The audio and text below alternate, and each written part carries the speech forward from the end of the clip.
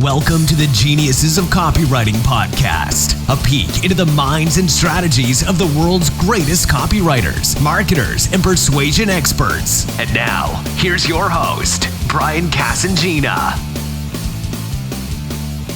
Hey guys, welcome back to the Geniuses of Copywriting Podcast. I've got a very special guest, although I suppose I do say that every week, but I've got an extra special guest here, a guy who I've been trying to get on the call and for some time now. You know, we organized this a while ago, and then I spaced or something on the appointment. But luckily, forgiveness seems to be one of your attributes. So thanks for coming back on, Brian. It's easy, yeah. So for those who haven't seen much of Brian Kurtz before, you're really missing out on somebody who, well, this is what we were talking about just a sec before we started the show. You know, you're not like a copywriter who I can go and hire to write me a sales letter, but you've got your own unique angle on that. Because let me read out a couple of things which I found out while I was stalking you this evening. Boardroom Inc. is what you're best known for, taking that company from 5 million in the early 80s up to over $150 million in revenue, mailing 2 billion pieces of direct mail. I'm not sure if you licked all those. By the way, it was $39 at a time. So we always used to say, you know, $1 billion worth of business, $39 at a time. Yeah, amazing. And that's something that is an amazing achievement as well. I met you at, what was it? It was at Todd Brown's event, right? Yeah, I think so. Yeah. I spoke there. Yeah. Yeah, that was in 2017. So that was a while ago. I know a lot of there's been a lot of water under the bridge since then. So. How did you get started with Boardroom? Was that your first main thing? You know, it was when I was in college. I thought that I wanted to be an editor, and I actually did like to write. I mean, I was when I told my parents I was going to be an English major, they almost pulled me out of school. And then I said, "Look, I'll learn how to read and write, and that's a good thing." And so talking about copywriting, you know, I didn't know what I was going to do, but I thought I was going to be an editor or writer or something, but not creatively, more. Nonfiction or film criticism or stuff like that. So, but I had one job for 6 months, and then Boardroom was recruiting, and it just so happened that there was a headhunter who said, you'll fit in well at this company. It's an entrepreneurial company. It's, you know, like $5 million. They have, 20 employees, 30 employees, whatever. And you'll be a good guy for them. And the job that was open. What's that? I think he was right. He was right. It was a long journey, but yeah, he was right. Yeah. And then he said the job that was available was in list management. Like, I didn't even know what that was. I remember interviewing for the job, and I realized that, wow, every magazine or newsletter or buyer's list has a list, and everybody in direct mail is renting that list. And the Boardroom list, which was a very special list because they were all mail order buyers from, direct mail packages that were very fascination oriented, bullet points, that kind of thing. So they were like mail order junkies, and they were affluent executives to boot. So you had this amazing affluent mail order responsive list.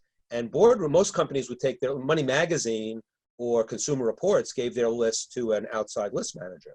But Boardroom happened to manage its lists in-house because they didn't have advertising, and they really wanted to protect their audience, and everybody used the Boardroom list. It was like, I didn't even know what a list manager did. And then once I got in the business, I go, wow, I'm managing like one of the best lists. I was an assistant, but I'm responsible for managing one of the best lists in the marketplace.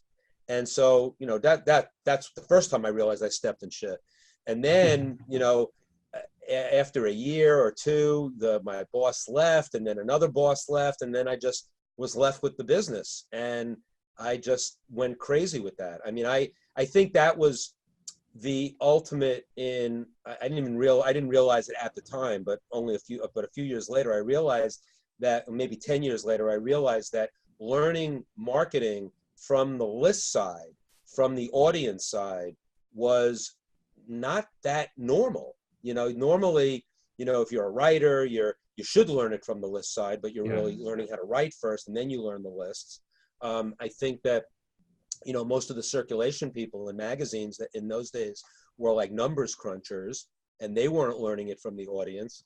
So I was getting this education that I didn't even realize was so powerful. And then as I got more involved at Boardroom in, getting involved in the marketing side, I realized that, this was something that I was jazzed by. I mean, I liked it as soon as I got there. And then I still thought I was going to be a writer, though. And so a year into it, when one of my bosses left, someone left in the editorial department at Bottom Line Personal, which is our consumer newsletter. I went to Marty Edelston, the president, and I said, I'd like to get that job. That's the job I want. It's an editorial assistant or something. And Marty looked at me, and this was like a big moment in my career. He looked at me and he said, I think you have a nose for marketing. And when you're 23 years old, you don't know what the hell you know or don't know. Yeah. And the president of the company says to you, I think you have a nose for marketing. You're going to take them seriously, and you're going to stay where you are. And that was the beginning of my career in marketing, full blown. And then I just really, I'm not bragging, but the competition wasn't that stiff, but I ended up being like the best list manager in the country. Nobody here would know about that because nobody's hanging out with list managers in 1985. But I really learned how to sell the lists from the mailer side, from the copy side, from the, most list managers would go to a list broker to sell their list, the list that they were managing, and they would say, here are the data cards, meaning that here's the number of names we have, this is how much it's going to cost, whatever, and, just talk about them. I used to go into those meetings with the mailing pieces that generated the list, because, you don't want to look at a data card, you want to look at the way that the name was put on the list. And since our lists were they were unique in that, I had copy from Gene Schwartz, I had copy from Mel Martin. I didn't even know how legendary these guys were, until a little bit later. But it was, and then so I said, here's what, we're talking about a health product, a health book that, based on bullet points and page numbers and the impulsive nature of these people. And we're mailing lists that are somewhat affluent. So now you have the combination of mail order junkies and affluence. And it was, that alone got me a test from anybody who, we used to sell the Boardroom list to catalogers, to the Republican National Committee, disabled American veterans, and then of course all the obvious, Money Magazine, Consumer Reports, tax newsletters, everything. So it was one of those things that I had no idea when I got there, in going back to your question, that when I got there in 1981, the day Reagan was shot, by the way. Wow. You remember Ronald Reagan, don't you? Yeah. I'm not that young. So, so that was an amazing thing that I didn't even know what this thing was, this list management thing. And it opened up an amazing world. It opened up my world to lists. It opened up my world to marketing. It opened up my world to copywriters. It opened up my world to understanding offers. And it was, I sometimes you just don't know what you have until you look back on it a little bit. Yeah. And what I was just handed a gift that was, I can never repay Marty or the people I work with at Boardroom for giving me that opportunity. Yeah, and it's a real interesting, approach to learning about the copy, among other things. It's kind of such a different way from the way a lot of us learn.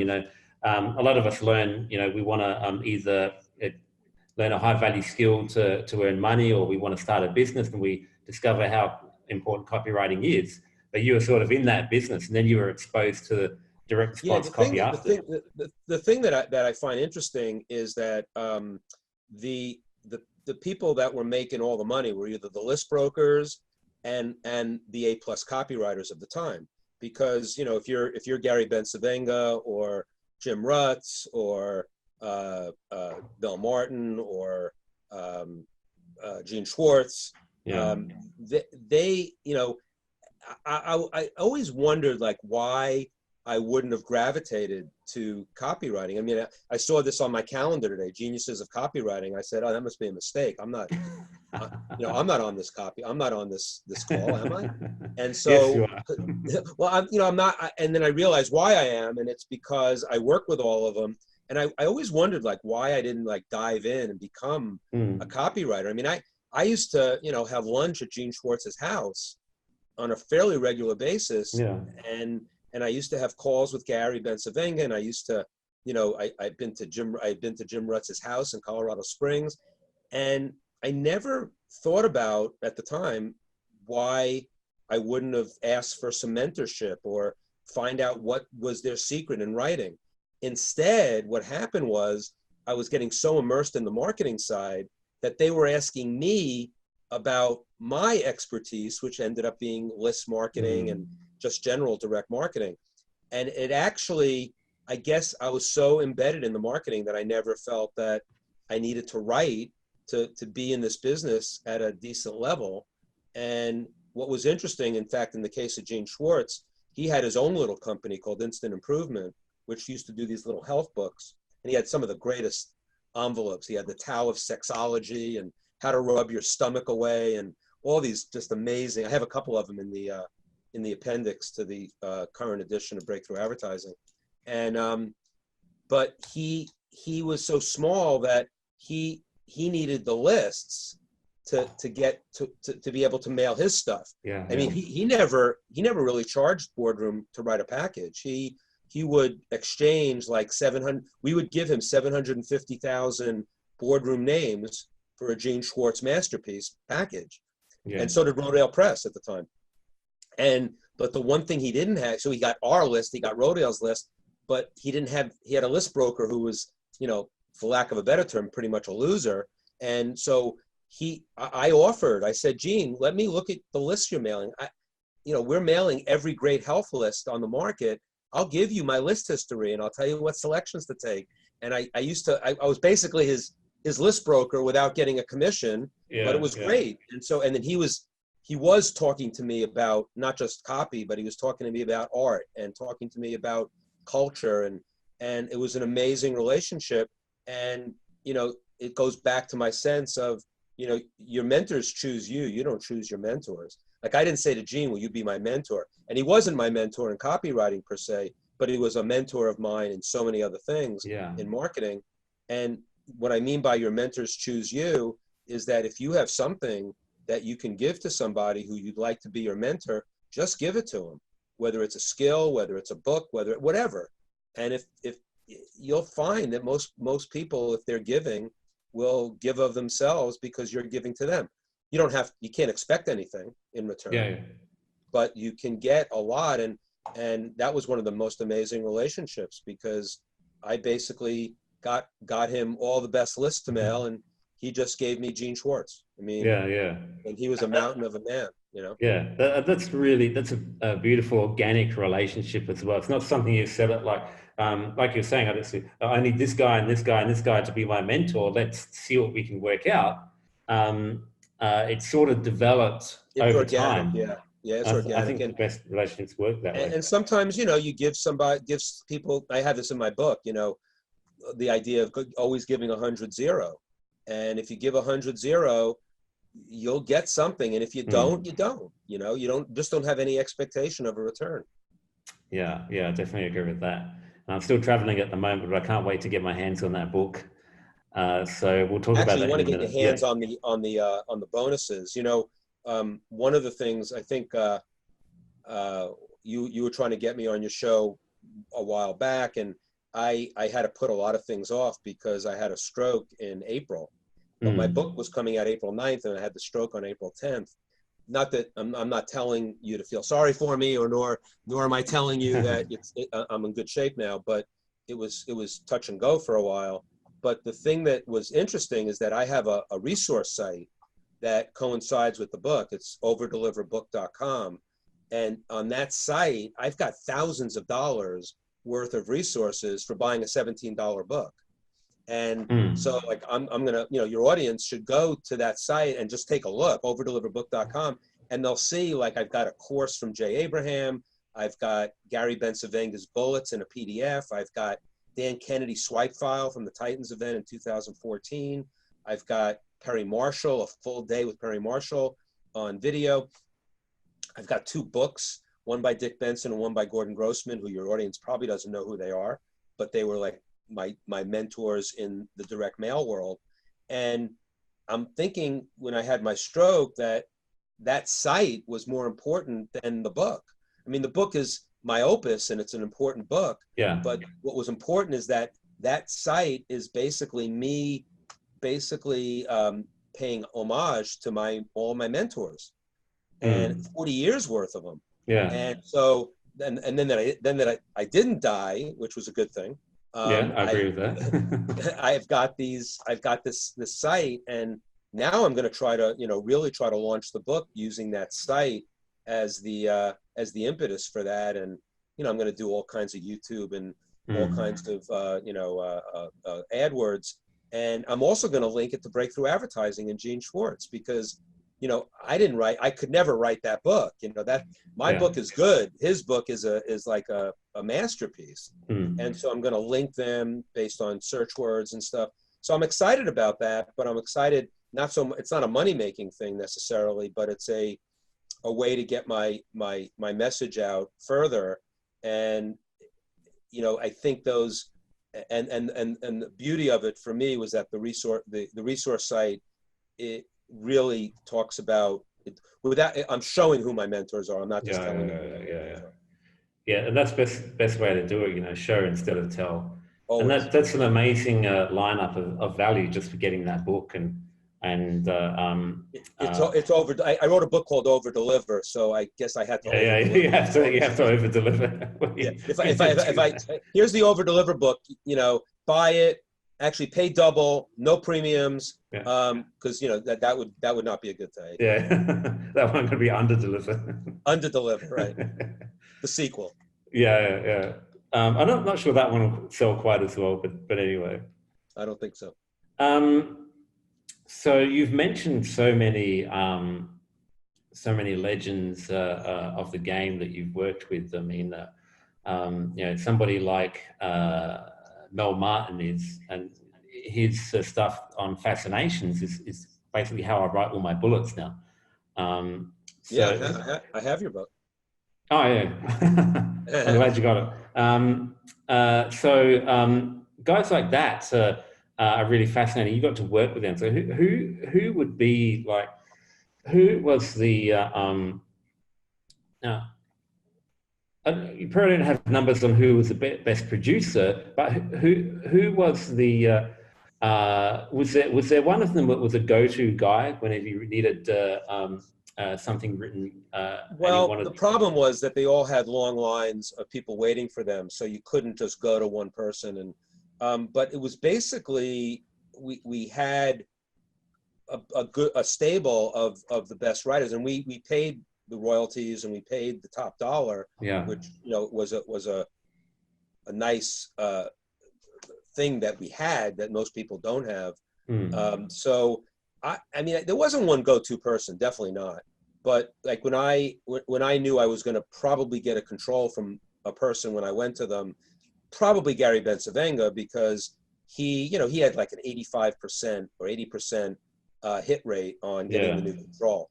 So that was you always wanted to beat the control. So that was one. But in the health space, I mean, Gene Schwartz, I mean, how could you do better than him? But then I could get Mel Martin, who was in-house. He's the most unknown great copywriter that no one really knows. He'd be the go-to guy all the time. I mean, he'd be refreshing copy. He was basically an employee almost. So he'd be refreshing other people's copy and doing all sorts of stuff. So he was a go-to person for that.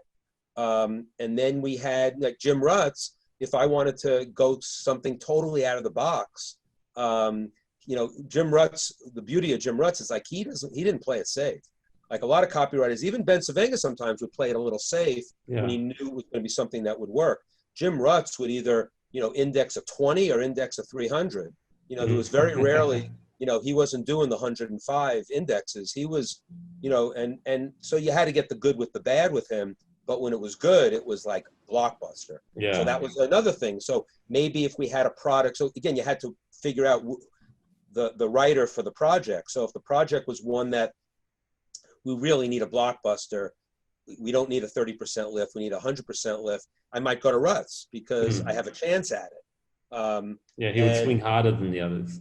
He would swing harder. He would, that's a good way to put it. He really would go out, and sometimes he would just fall. I mean, it would just fall flat. And sometimes something that I thought would never work just work. In fact, I just when he died, his sister Ginger sent me boxes of all of his archives, and I just created a swipe file, and it's all on a USB stick. It's like over 200 packages from all different mailers. Also, the packages that he collected. There's a couple of interviews on there. One that not a live interview, but one that John Carlton, David Deutsch, and I did. You know, just waxing poetic for an hour and a half about Jim Rutz. Are you selling this? Yeah. It's available. I don't know if you go to my site, if you go to briankurtz.net. I'm trying to think. I must have a Rutz link. I don't know. But I'll look around, and if you're listening on iTunes to this podcast, then I'll chuck a link up on the site at geniusesofcopywriting.com. Same with your book and everything else. But I'll have a look around the site after this. Yeah, well, all you got to do is if you go to the site, go to my briankurtz.net and go to the blog and just put in either Jim Rutz or put in God's Copywriter. And you'll get the blog post, and then in there's the link to the Jim Rutz product. But then also, I mean, Bill Jamie was an interesting writer that doesn't get talked about a lot. And Bill Jamie, I have a swipe file of his too, and you can find that. Just search on Deeply and Irrevocably Personal. And Bill Jamie, we'd go to for if we had a product that was a retirement newsletter that was a little bit more mainstream.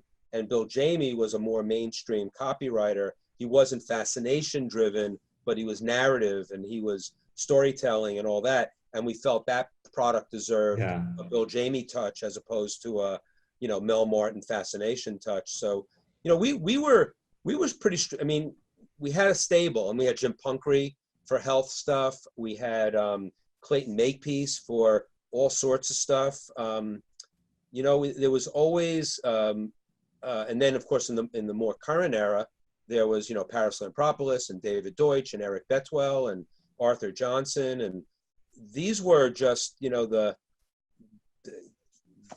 best of the best, and we try to it was like a puzzle. I've got a health product that's a book, and he did a book before, or this is a newsletter, and I think the news, there was a lot going on in choosing the copywriters for the product. So, and that's why I'm obsessed with the fact that, copywriting is, and this because you're interviewing all of them. I mean, it's not a commodity. People send me an email and say, can you send me a good copywriter? And I'm like, wrong question. What is your product? What is the audience? What is it? Is it information? Is it supplements? You got to ask so many questions. And then maybe I'll give you a name. But even then, you have to do some research on who's out there and who's going to be a good fit. You can't just throw a writer at a product and expect it to be successful. And then the writer has to be in it too. I mean, in my book, I talk about, the 7 characteristics of what makes a great copywriter, because all the best copywriters, what could I do with that? I work with all of them. What can I do with that? Yeah. And I said, okay, what characteristics are present in all of them? And the first 2 are hunger. They're hungry for business. They They want to dig in. They want to do research. They want to spend the hours on the product. Yeah. And number two, which is linked to that, is insatiable curiosity. You have to ask good questions. You have to be able to interview people. You have to be able to scour all the editorial. If you're doing an information product, scour all the editorial and the stuff that's not in the newsletter, not in the book. Basically, tell them to put it in the book because I could write great copy for that, stuff like that. So, those two things, and you have to get a writer who's going to be doing that. And any of the writers who are listening to this right now know what I'm talking about. And so I got off on a tangent there, but it's really, really important, to make sure that you've got the right writer for the right project.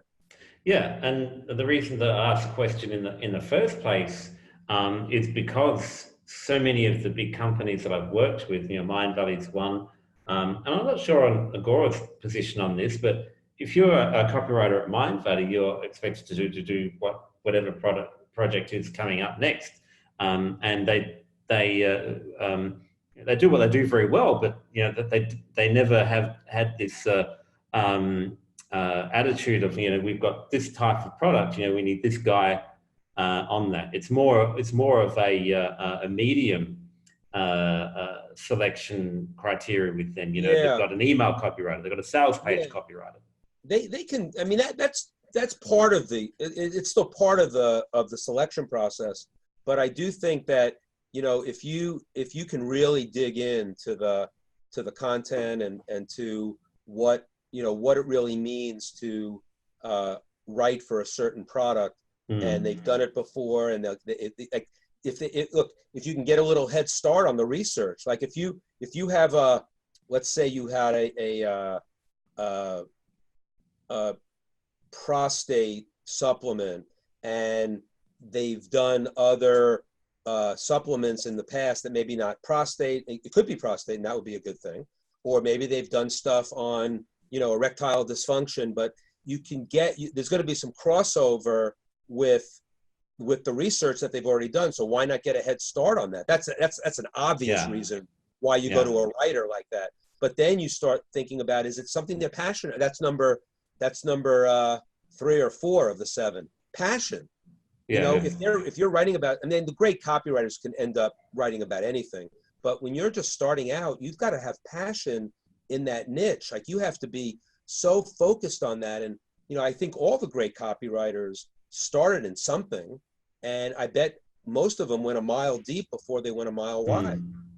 I mean, you can go a mile wide eventually, but I don't think, if a copywriter came to me when I was at Boardroom and said, I can write about anything, and I never heard of them, not that I knew everybody, but I knew most of the big writers. But if I hadn't heard of them and they said they could write about anything, that I'm suspicious. Yeah, there's a reason why you haven't heard of them. Maybe. There was one guy that came in, I think this is in my book. A guy came into my office one day, or he sent me an email, and he's like, he's boasting about himself, and he's saying, he said, Brian, you don't know me, but I'll be the best copywriter that ever walked in the door at Boardroom. And I'm thinking to myself, this is like, in 2013. And I'm thinking, all right, I don't want to be an asshole. I don't want to name drop, which I've done a lot here, but I don't mean to name drop. I guess if you've done it, you can talk about it. But I didn't want to sit there and say, do you know who Boardroom is? But I don't like to do that because it presumes that, I've read some press clippings, now I'm going to brag, and I don't want to do that. But I kind of wanted to say to him, do you know we've worked with Gene Schwartz and Gary Bensavenga and Jim Rutz and Noel Martin? Yeah. But I didn't do that. What I did, I guess he gave me his site, and I went to it, and clearly he was not going to be the best copywriter who ever walked in the door at Boardroom. Far from it. So now what do I do? And so I'm going to let him off easy, but I basically started my email back to him and I said, you sent your email, and I'm like, I'm really befuddled, because shame on me if you're the best writer who will ever walk in the door at my company. I can't believe I've never heard of you. So congratulations on your wonderful career. I looked at your stuff, and I don't think it's a good fit, and I left it at that.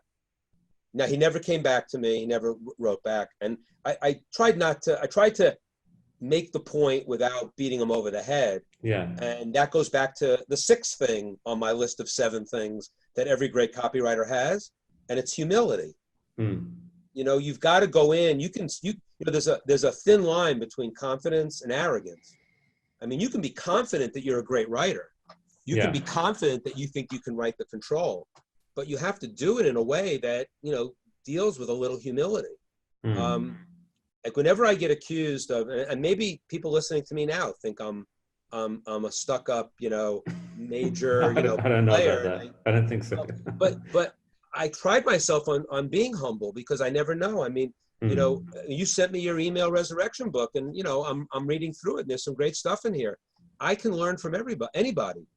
And you know, God, you know, you look at Gary Bencivenga.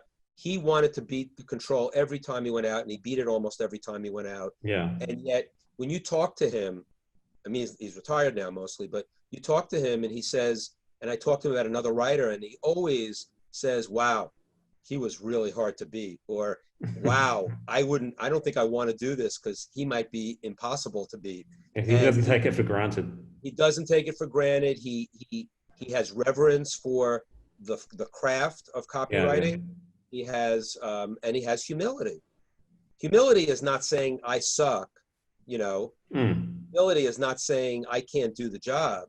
Humility is like understanding that there are people out there that are just as good as you, if not better, and you got to be on your game all the time. But, you know, recognizing everybody else and including recognizing yourself. So it's really, I had a quote I did a presentation on the 7 characteristics, and on humility, I found a quote from David Ogilvy, and it's David Ogilvy saying, it's just a quote underneath him. It's like, I am a lousy copywriter, David Ogilvy. You know, and it's basically saying, and there was another quote from him. It's like, if you meet a man that, you know, is smarter than you, hire him, you know, something like that. Yeah. So for all his, you know, he had a big ego, and he would brag a lot about the packages they wrote and all the successes that he had. But he also knew that there was going to be someday he's going to look at someone else's copy and he'd say, shit, I'm a lousy copywriter, or shit, that guy's better than me. Can I hire him? And so it was ingrained in their being. And that's you know, that's how you become a great copywriter. Yeah, that really resonates with me, because I think that's part of having empathy.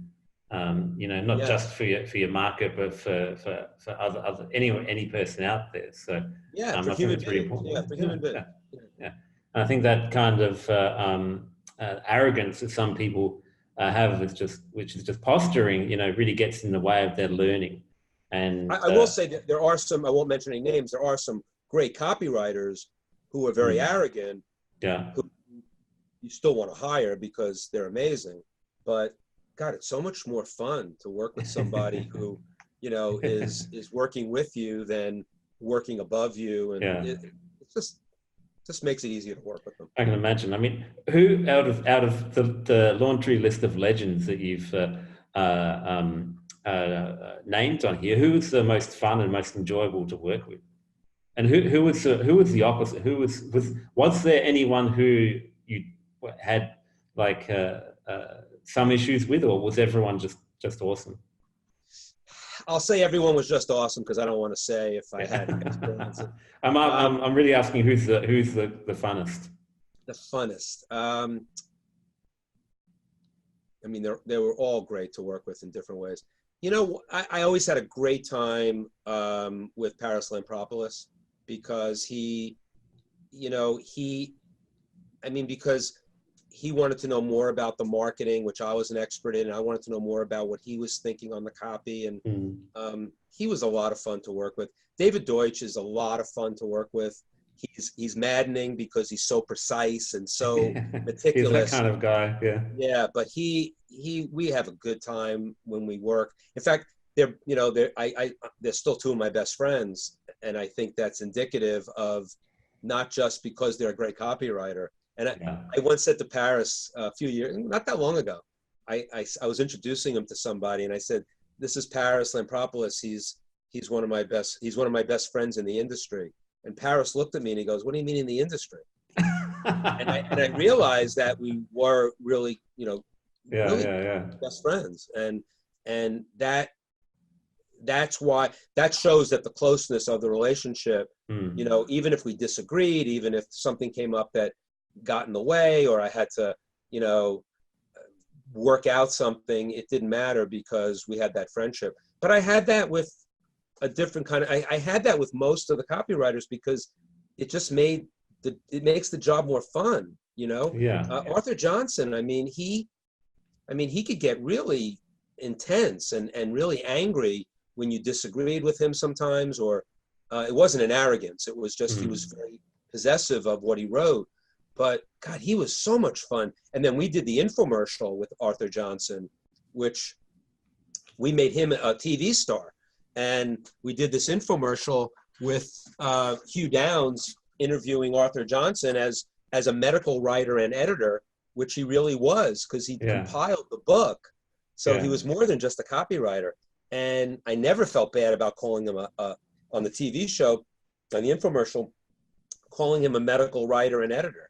It was fantastic. And that was so much fun. Being on a set with him, and he wrote the script, and he would be open to making changes on the script. So that was another whole level of fun. Eric Betwell, one of the nicest guys. Eric Betwell had a way of disagreeing with you that you didn't even realize he was disagreeing with you, and then he got his way because he was so polite about what he believed in, as opposed to being forceful about what he believed in. And I just love that about him. And you just wanted to give him what he wanted because he just made a great case for it. So, I could go on. I could, Clayton Makepeace. God, Clayton, the way he interviewed his clients and the way he went deep with his clients was fun to watch. Being on the sidelines watching that was just so much fun. So you had the wrong word. You said fun, and they're all fun. They're all fun. And a question that I used to ask on this podcast, which I've been slack on lately, is, and I don't know if there's anyone in the boardroom days who really fits this bill, or outside of boardroom, who's the weirdest or quirkiest copywriter that you ever worked with? Oh, pretty much, it's Rutz. Yeah. Rutz, yeah. Jim Rutz, he did packages for KCI and Agora and Boardroom and all the big financial people and health people and but he also did packages for his open church, and he invented a religion basically. Okay. He went to some sites to find a Russian bride, and he didn't use this package for that, but he once was looking for a date or looking for a woman. He was looking for a wife, and he had one of my favorite package ads he wrote was damsel wanted, distress optional, and he talked about what he wanted in a wife, like the Halbert ad. Yeah, right. Yeah, and a lot of the stuff that Evan Pagan did when he was David D'Angelo and that kind of stuff. But he was just, and that's why he sometimes indexed to 20, or because he had no filter. Yeah. His sister Ginger had to edit some stuff out before he sent it to us. He didn't see it as racist or bigoted, but it was just telling it like it is. And but I'm not saying it negatively. He was just trying to be provocative in a strange way. So I would say, that's pretty much, it was Rutz. He's one guy who I haven't studied too much of, which I've just started to now. He's a really interesting one. Yeah, I think sounds like quite a character. You'll dig the swipe file. It's really good. Yeah, I'm definitely going to look for that. So, so what I'm getting from the overall theme of what we've been talking about here is obviously you're on the marketing side of things and working with all these great copywriters. To me, that proves how important the marketing and the offer and everything else is in the list, as well as the actual words on paper. Yeah, I have in the chapter I did on lists in my book, I talk about the 40-40-20 rule, which is, a success of a campaign is 40% list, 40% offer, 20% creative. Yeah. Doesn't mean creative's half as important. I mean, what I like to say is creative is the least important until it's not. Yeah. And so in my first book, The Advertising Solution, we profiled, 6 legends of copywriting and marketing, and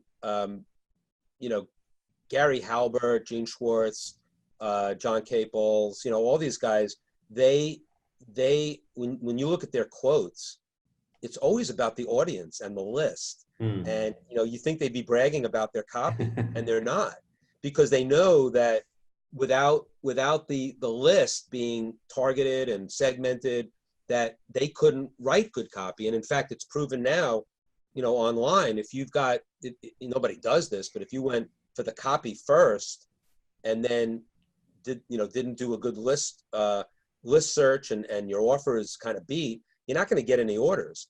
However, the opposite is true. If you get ideal list selection, like with an affiliate or something like that, with a dynamite offer, you could probably hire, that guy that told me he was going to be the best copywriter ever walked into our boardroom, let him do a sales letter, and you'll make some sales. I mean, there's no doubt, with the right list and the right offer, you can have a flashing red box with a red arrow and say order here, and you'll get some orders. But that's when the creative becomes the most important, because the biggest breakthroughs I've ever had at Boardroom my whole career was with a brand new package by a brand new copywriter that was completely out of the box from the previous control.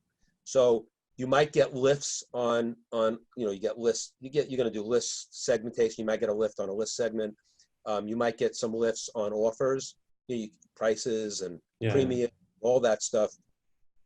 But you're probably not going to get the 100-200% lifts that you get that's why, with great creative. And that's when the copywriting is the most important. Yeah. It's all the pieces of the puzzle that come together. And it must be awesome. Awesome to have been in that position where you have to make all those pieces come together. Yeah, I think I write in my acknowledgments that, I had a lot, the copywriters made me look good. I mean, I did the list work, and, they would work with me on the offers, but I did the list work. That was what I did. And then, and my staff, and then they came up with such ingenious copy that they just made me look good. And, it wasn't hard. You were already looking pretty good anyway. So, thank you. You got a full head of hair as well, which will also help. I do have a full head of hair. That's about it. So thanks for all that. What you shared here is really valuable. Anyone listening to this really needs to dive deep. I know I am. Brian, you're a genius of copywriting. So I'd like to make that official. So we've got briankurtz.net. Well, so if I think what I'd like people to do, if they get the book first. If they can spend $17, they go to overdeliverbook.com. You go to the site, follow the instructions. You can go buy the book anywhere on the internet. You come back, you put your order number in, and you'll see just by perusing that site that it's thousands of dollars that are. It's definitely worth it. And then if you're too cheap to spend $17 on the book, or actually a lot less for Kindle, then go to briankurtz.net. I've got a lot of free content there. They can opt into my list. I blog every Sunday. Not a sales thing. I don't do affiliates. I sell my own stuff, educational products, but that's about, I sold Jim Rutz. But it's a narrative blog that I always tell a story. I try to teach a lesson or something. And so you'll get on my list and you'll be able to stick with me for as long as you want. You can unsubscribe at any time. And those are the two ways: overdeliverbook.com and Brian Kurtz. Anyone listening to the podcast needs to do that. Let's put it this way: if you won't go and grab this book for $17, you may as well close this podcast and go look for a 9 to 5. And what you should also get on Brian's list, because Brian, your weekly email is one of the few that I read each week. It's one of the few that survive the culling of all the lists I'm subscribed to. So that and just one or two others. So that's a very great list to be on. And the beauty of it is I do something that's really important. Like I will send it comes the same time every week. It's Sunday at 6 a.m. Eastern time that you will get my blog, and that's content, whatever. If I'm going to do a sales thing where I'm going to sell my virtual mastermind, or I'm going to sell Jim Rutz or something like that, I will either do it in the PS of that email, so the email itself is all content, or I will do it on a different day at a different time. And the other thing I do is, and this is a good tip for people doing email, anybody who sends an email out, if I go out, so Sunday it goes out 6 a.m., I get my clicks and opens, and then on the following Friday, I send it out again just to the unopens. And it's good because I want to get more people to read my blog.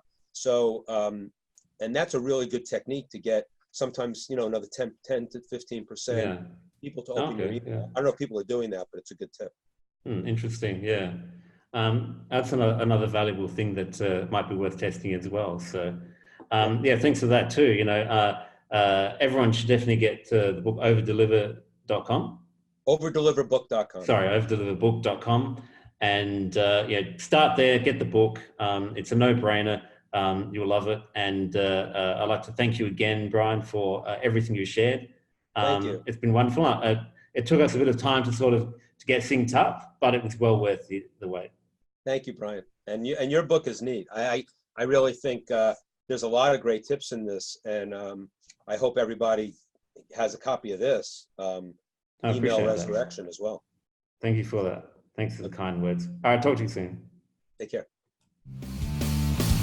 Thank you for listening to Geniuses of Copywriting with Brian Casangina. To get the full transcript and all the resources mentioned on today's show, go to www.geniusesofcopywriting.com now.